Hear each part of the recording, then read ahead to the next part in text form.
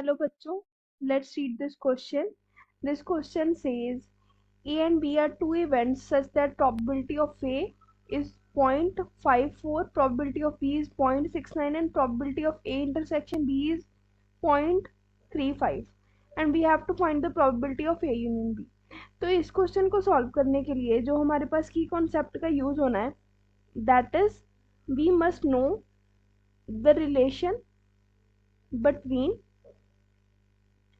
probability of A union B and probability of A intersection B where हमारे पास A and B जो क्या होते हैं where A and B are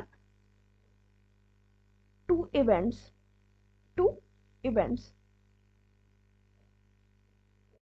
तो अगर हमारे पास A और B कोई दो इवेंट्स हैं तो हमारे पास probability of A union B और probability of A intersection B, इसका जो रिलेशन है वो ऐसे आता है कि probability of A union B ये किसके इक्वल होता है, probability of A plus probability of B minus probability of A intersection B. Here in this given question what we have is probability of A की वैल्यू हमारे पास दी गई है 0.54.